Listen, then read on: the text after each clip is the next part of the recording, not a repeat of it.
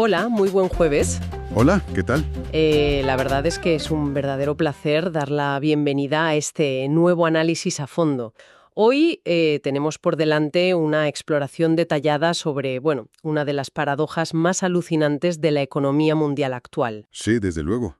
Una paradoja enorme. Se la suele llamar el milagro peruano, aunque repasando toda la documentación que tenemos hoy, queda clarísimo que de milagro tiene más bien poco y de diseño institucional tiene una barbaridad. Exacto. Cero intervención divina y mucha ingeniería financiera. Tal cual. La cuestión central de este estudio de hoy es tratar de entender cómo es matemáticamente posible que un país soporte una volatilidad política extrema, casi diaria, diría yo, Ujú. y al mismo tiempo ostente la moneda más fuerte, resiliente y estable de toda América Latina. A ver, es que es un caso que rompe por completo los esquemas de cualquier manual clásico de macroeconomía, porque la teoría básica siempre dicta que a mayor caos político, pues mayor fuga de capitales y mayor devaluación. Claro, lo lógico. Eso es. Pero para entender por qué aquí ocurre exactamente lo contrario, hay que mirar las estructuras subterráneas del Estado peruano. Esa maquinaria que opera totalmente al margen de los titulares de prensa. Y para lograrlo, menuda montaña de documentos tenemos hoy sobre la mesa. Es una barbaridad de material, de verdad. ¿Ya te digo? A ver, para quien nos escucha, hemos cruzado informes macroeconómicos actualizados a 2026 del BBVA Research y del propio Banco Central de Reserva del Perú, el famoso BCRP. Sí, la joya de la corona. Exacto. Además, hemos buceado en el tomo segundo del libro histórico de su centenario. También tenemos recortes de prensa fresquísimos, como el diario Voces o el medio internacional Suisinfo, y transcripciones directas de los debates de la Comisión de Economía del Congreso peruano. Que eso siempre aporta mucho contexto. Totalmente.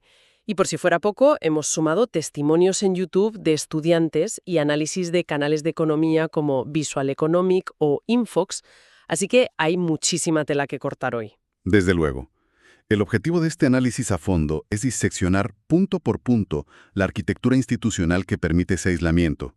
Queremos desgranar qué tácticas monetarias específicas funcionan como un escudo para el sol peruano frente a los choques externos. Ujú.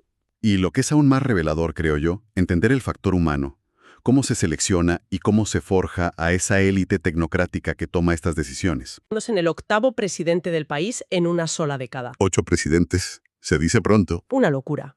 Y esto ocurre tras la destitución del presidente interino, José Ojerí, a raíz de una investigación por corrupción. Y aquí hago un inciso fundamental para quien nos sigue. En este espacio reportamos estos hechos ciñéndonos estrictamente a los datos de las fuentes, con total imparcialidad y sin tomar ningún tipo de partido político. Claro, son los hechos fácticos. Eso es, 8 presidentes en 10 años. En cualquier otra parte del mundo, esto sería sinónimo de una economía en caída libre, de pánico absoluto. Y lo fascinante aquí es que los indicadores económicos apuntan en la dirección diametralmente opuesta. La resiliencia no es solo una percepción o un relato, está avalada por cifras asombrosas. Fíjate en este dato del informe de BBVA Research. La inflación en Perú cerró el año 2025 en un 1,5%. Es un dato espectacular. Es que no solo es la cifra más baja de toda América Latina, es que marca un mínimo en 8 años para el propio país. Y lo más fuerte es que las proyecciones, tanto las locales como las que recoge Suisinfo, sitúan la inflación en un perfecto 2% para 2026 y 2027, clavado en el centro del rango meta. Exacto. Es como si observáramos un gigantesco buque mercante atravesando un huracán de categoría 5, con olas de 20 metros golpeando el casco, pero sin que se derrame ni una sola gota de café en el comedor. Qué buena analogía. Y la razón de esto es que la política económica y monetaria está herméticamente sellada. Está completamente divorciada de la política gubernamental o de las idas y venidas del Congreso. Pase lo que pase arriba en el puente de mando, los motores siguen a velocidad de crucero en la sala de máquinas. Ya. Y, por supuesto, ayuda muchísimo el tipo de combustible que usa este barco. ¿Te refieres al comercio exterior, supongo? Sin duda, los datos del BCRP muestran que en 2024 el país logró un superávit comercial récord, rozando los 24.000 millones de dólares. Una pasada. Es una inyección de liquidez colosal. traccionada por las exportaciones mineras y los altísimos precios de metales como el cobre y el oro. Ese flujo constante de dólares otorga un respaldo material fortísimo a la economía en su conjunto. Y vaya si se nota en la calle. Hay un fenómeno que me ha dejado de piedra revisando el material de Visual Economic. Resulta que las crisis en los países vecinos han provocado que ciudadanos de lugares como Bolivia crucen físicamente la frontera hacia Perú. Sí, sí, lo he visto. Y no van a comprar electrodomésticos o comida más barata. Van a comprar soles peruanos. Utilizan la moneda del país vecino como un valor refugio absoluto para proteger sus ahorros frente a la devaluación de su propia divisa. Es alucinante. Es un nivel de confianza brutal en la moneda. Hoy mismo, mirando plataformas como Tucambista o Investing, un euro ronda los 3,94 o 3,98 soles. Una estabilidad envidiable. Totalmente envidiable. Pero ojo, que para cualquiera que analice esta situación desde fuera, podría parecer que el sol peruano siempre ha sido una roca inamovible por pura inercia geográfica. Y nada más lejos de la realidad. No, qué va. Y esto nos obliga a mirar hacia atrás, al tomo segundo de la historia del Banco Central, porque las décadas previas a los años 90 pintan un panorama de terror económico. Una época muy oscura. En aquella época, el Banco Central era, a efectos prácticos, la tarjeta de crédito ilimitada del gobierno de turno. Si los políticos querían gastar más de lo que ingresaban, descolgaban el teléfono y mandaban imprimir más billetes para cubrir el agujero. La clásica dominancia fiscal. Exacto. La consecuencia, una hiperinflación salvaje que fulminó el poder adquisitivo de millones de personas de la noche a la mañana. Si conectamos esto con el panorama general, ese trauma histórico fue precisamente el catalizador del blindaje actual. En los años 90 se produce lo que llaman la gran estabilización. Ujú. Y el pilar fundamental de esa estabilización fue erradicar legalmente la dominancia fiscal. Es decir, se acabó eso de usar al Banco Central como cajero automático para financiar déficits públicos. Se le otorgó al BCR una independencia drástica. Cortando por lo sano. Sí, instaurando un esquema de metas explícitas de inflación y un sistema de flotación cambiaria. Se cortocircuitó legalmente la conexión entre el gasto político y la impresión de moneda. Y menuda barrera legal levantaron para proteger eso. Repasando las transcripciones del Congreso, concretamente hay un debate muy tenso de la Comisión de Economía en octubre de 2021. Ah, sí, lo recuerdo. Ahí queda patente cómo se defiende este foso del castillo. Estaban debatiendo los nombramientos para el directorio del banco y las exigencias son de traca. Solvencia moral demostrable y, atención, un mínimo de 10 años de experiencia técnica específica en macroeconomía o finanzas a altísimo nivel. No entra cualquiera. No, me encantó una frase del congresista Anderson en medio de aquel debate. Dijo, con toda la contundencia del mundo, que el directorio del Banco Central no es una universidad para ir a aprender. Es una declaración de intenciones brillante. Al exigir un perfil hipertécnico y 10 años de experiencia demostrable, se bloquea la puerta de entrada a los favores políticos, a poner al amigo o al familiar de turno. Claro, el amiguismo. Se garantiza que las decisiones que afectan a la moneda de todo un país las tomen personas que desayunan modelos econométricos y respiran datos de mercado, completamente ajenos a la presión del ciclo electoral. Vale, pues hablemos de cómo operan estos técnicos en el día a día. Fíjate en esta noticia del diario Voces, fechada hoy mismo, 19 de febrero de 2026. A ver, El BCRP acaba de intervenir en el mercado cambiario por primera vez desde 2020, comprando 104 millones de dólares de golpe. Yo leo esto y asumo que el sol se estaba desplomando y tuvieron que salir al rescate. ojo, la intuición diría eso. Pero la realidad es otra. Fue exactamente al revés. Intervinieron no porque el sol cayera, sino para frenar una apreciación demasiado brusca. Frenar que su propia moneda se vuelva más valiosa. Parece contraintuitivo para quien lo mira desde fuera. Lo es si no tienes en cuenta el panorama completo. A esto se le llama flotación sucia. Vale. A diferencia de un tipo de cambio fijo donde el Estado dicta el precio por decreto, o una flotación totalmente libre donde el mercado hace lo que quiere, el BCRP deja que la oferta y la demanda marquen la tendencia general. Pero, y aquí está la clave, no permiten volatilidades extremas. Entiendo. Si el dólar se dispara por pánico internacional, el banco vende dólares para calmar las aguas. Pero si el sol se fortalece de golpe, como ahora, compran dólares. ¿Por qué?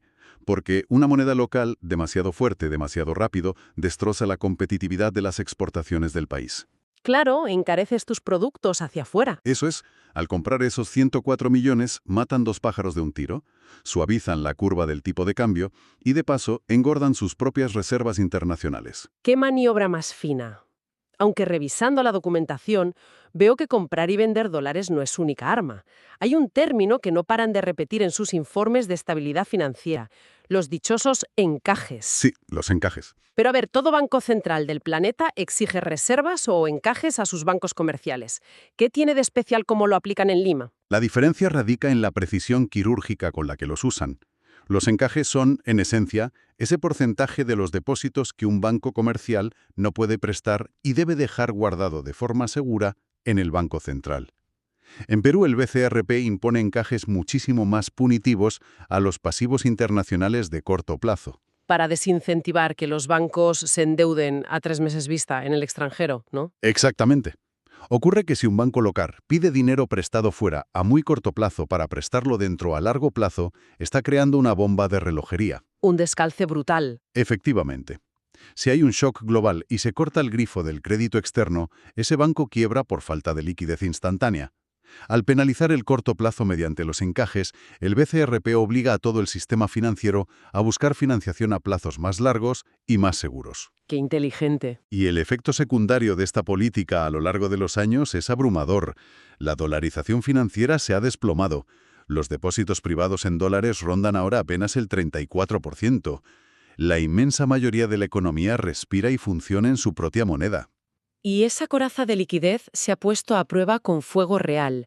Hay un vídeo del canal Infox que recoge una comparecencia de los directivos del banco donde cuentan un episodio de 2023. Ah, el tema del ciberataque. Sí, resulta que uno de los bancos más grandes de Perú sufrió un hackeo de ciberseguridad importantísimo. Con el historial de inestabilidad política del país, una noticia así habría provocado pánico generalizado. Colas en las sucursales, gente sacando su dinero y cambiándolo a dólares desesperadamente en cualquier otra economía emergente. Y esto plantea una pregunta importante sobre cómo se absorben los choques en este sistema. Porque la realidad es que no pasó absolutamente nada a nivel sistémico. Nada de nada. Los directivos confirmaron que la solidez estructural del mercado monetario se tragó el impacto sin inmutarse. No hubo ni el más mínimo sobresalto en la demanda de liquidez. Pero es que hay un caso todavía más salvaje en los reportes de inflación. La crisis de los retiros de las AFP. Los fondos de pensiones. Ese es, sin duda, el mayor test de estrés imaginable para una moneda emergente. Totalmente. Para contextualizar a quien nos escucha, el Congreso aprobó retiros masivos de los fondos de jubilación. Varias veces, además. Sí. Y para poder entregar ese dinero en efectivo a millones de ciudadanos, las administradoras de pensiones tuvieron que liquidar activos a contrarreloj y demandaron una cantidad absolutamente astronómica de dólares. Además, utilizaron instrumentos derivados. Que básicamente son contratos complejos de protección financiera a futuro, para intentar cubrirse del riesgo. Eso es. Era la receta perfecta para que la moneda saltara por los aires. Cualquier divisa en vías de desarrollo se habría hundido frente a esa presión de compra de dólares por parte de institucionales. Sin embargo, el Banco Central intervino en las sombras, Sin hacer ruido. proveyendo la liquidez exacta en los momentos precisos, absorbiendo toda la volatilidad de esos derivados y canalizando la salida sin sacrificar la estabilidad del sol peruano. Es una ejecución de ingeniería financiera de altísimo riesgo. Y aquí es donde la cosa se pone realmente interesante. Porque claro, lidiar con derivados complejos, hackeos bancarios y pánicos de liquidez masiva requiere una sangre fría tremenda. No es un algoritmo el que toma estas decisiones al final del día. Son personas de carne y hueso frente a las pantallas. Así es. Y la gran pregunta que surge al revisar todas estas fuentes es ¿de dónde demonios sale esta gente? ¿Cómo encuentras perfiles capaces de aguantar esa presión sin pestañear? Y la respuesta no es que acudan a las mejores firmas de Wall Street a fichar talento a golpe de talonario, sino que tienen su propia cantera. Su propia fábrica de talentos. Una institución casi mítica dentro del país, el curso de extensión universitaria del BCRP, conocido como el CEFA. Un programa con más de 60 años de historia. Viendo el testimonio en YouTube de Bruno Villacorta, un antiguo alumno, te das cuenta de que no es un cursillo de verano.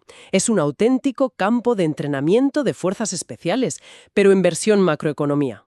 Una barbaridad de exigencia. Los estudiantes, que son seleccionados entre los mejores de todas las universidades del país, son encerrados prácticamente a estudiar.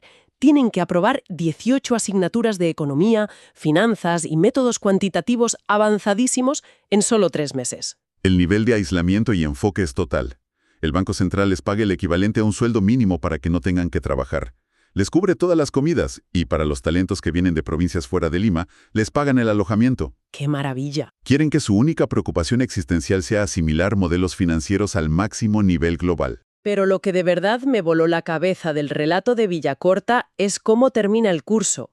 El examen final, por así decirlo, es un juego de bolsa que dura 3 días seguidos. Sí, la simulación final. Pero olvídate de simuladores con datos inventados. Operan con terminales y datos macroeconómicos en tiempo real. Les dan una cartera de activos y su misión es batir a un índice de referencia del mercado. Con la presión al máximo. Es para imaginarse la escena. Chavales de 20 y pocos años que llevan meses durmiendo poco y estudiando mucho, recalibrando sus carteras en directo mientras escuchan un discurso sorpresa sobre los tipos de interés del presidente de la Reserva Federal estadounidense, o viendo cómo se desploman los mercados asiáticos por una tensión comercial de última hora. Es una simulación de estrés puro y duro. Quieren ver quién mantiene el pulso firme cuando las pantallas se tiñen de rojo. Exacto. Pero más allá de la destreza matemática, hay un componente psicológico fundamental que se inculca en este curso. Si revisamos las memorias publicadas sobre la historia del CEFA, destaca enormemente la figura de Juan Aguilar, uno de los históricos formadores de estos economistas. Su filosofía no era solo enseñar fórmulas, sino cambiar mentalidades. Cuéntame más sobre eso porque me pareció un detalle fascinante en los textos. Pues Aguilar les machacaba la idea de abandonar el conformismo de las ventajas comparativas. En economía tradicional, la ventaja comparativa te dice que si tu país tiene mucho cobre, confórmate con exportar cobre. Lo fácil. Claro, él les exigía que buscaran construir ventajas competitivas mediante el intelecto y el rigor. Y aún más crucial, les obligaba a desterrar la idea de los rendimientos decrecientes. Esa noción de que a partir de cierto punto, estudiar o esforzarse más ya no sirve de mucho, no. Tienen un efecto multiplicador imparable en el tiempo. ¡Qué barbaridad! Es la psicología de la resiliencia en estado puro. No están formando simples calculadoras humanas, están forjando tecnócratas con un profundo sentido de misión institucional. Saben que la estabilidad del país depende literalmente de ellos. Así es. Y esa mentalidad de acero es la que luego vemos reflejada cuando el banco interviene en medio del pánico de las AFPs o de un hackeo informático sin despeinarse. Entonces, a la luz de todo este inmenso rompecabezas de datos y anécdotas, ¿qué significa todo esto? ¿Por qué debería importarles esta arquitectura peruana a un inversor en Europa o a un estudiante de economía en cualquier otro país? Importa porque demuestra, con datos empíricos incontestables, el impacto tangible de las instituciones en la vida real. Lograr una inflación del 1,5% y una moneda inquebrantable no es un mero ejercicio de vanidad académica para presumir en congresos internacionales. No, tiene un impacto en la calle. En el mundo real, esto señaliza correctamente la escasez, permite que las empresas planifiquen a 5 o 10 años vista y fomenta que la clase trabajadora pueda ahorrar sin ver cómo su dinero se evapora cada mes. Totalmente. Además, atrae un flujo constante de inversión extranjera porque el capital global percibe los bonos en soles como un refugio seguro, algo impensable para la inmensa mayoría de economías emergentes. Y no olvidemos el margen de maniobra que te da cuando las cosas se ponen realmente feas a nivel global. Cierto. Los documentos del BCRP detallan cómo, durante la pandemia de 2020, esta tremenda credibilidad acumulada les permitió ejecutar una política contracíclica monumental. Fue un esfuerzo fiscal y monetario enorme. Hablamos de inyectar liquidez y programas de soporte que llegaron a representar casi el 9% del PIB nacional. Si un banco central sin reputación y sin reservas intenta imprimir semejante cantidad de dinero en medio de una parálisis económica mundial, el resultado al día siguiente es la hiperinflación inmediata. Automática. Pero Perú lo hizo. Sostuvo su economía y su moneda apenas parpadeó. Esa es la lección definitiva de este análisis. Un diseño institucional hiperrobusto, basado en el mérito extremo y blindado legalmente contra la injerencia política, actúa como el escudo supremo del poder adquisitivo ciudadano. Totalmente de acuerdo. Demuestra que es posible tener un puente de mando político envuelto en llamas, cambiando de capital cada pocos meses, y aún así mantener a salvo la sala de máquinas de la economía, asegurando que el barco llegue a buen puerto. Es una exploración detallada que da para pensar largo y tendido, desde luego. Y para despedir este estudio, resulta interesante dejar en el aire una reflexión un tanto provocadora. Una idea para que quien nos escucha la mastique por su cuenta. Adelante con ello. Si un país en desarrollo ha logrado estructurar una entidad pública tan impermeable, hipertécnica y exitosa que convierte su moneda en un oasis regional en medio de un caos político incesante, ¿debería aplicarse este mismo modelo de sala de máquinas dirigida por expertos intocables a otras áreas críticas del Estado? Qué buena pregunta. ¿Deberían la sanidad pública, las grandes infraestructuras o el sistema educativo estar gestionados por élites tecnocráticas con cargos a 10 años vista, totalmente ajenas a los vaivenes políticos? ¿O acaso hacer eso en ámbitos tan sociales implicaría sacrificar la responsabilidad democrática, arrebatando decisiones fundamentales del escrutinio del voto popular? Menuda disyuntiva. Eficiencia técnica absoluta frente a representación democrática directa. No es una pregunta de fácil respuesta. Para nada lo es. Y con ese interrogante de fondo cerramos nuestra inmersión de hoy. Resulta vital recordar el valor de apartar la vista de los titulares políticos estridentes para prestar atención a los silenciosos engranajes técnicos que de verdad sostienen el valor del dinero en nuestro día a día. Ha sido un placer repasar todo esto. Ha sido un auténtico placer compartir este análisis. Nos despedimos cordialmente e invitamos a toda la audiencia a acompañarnos en nuestra próxima exploración a fondo. Hasta muy pronto.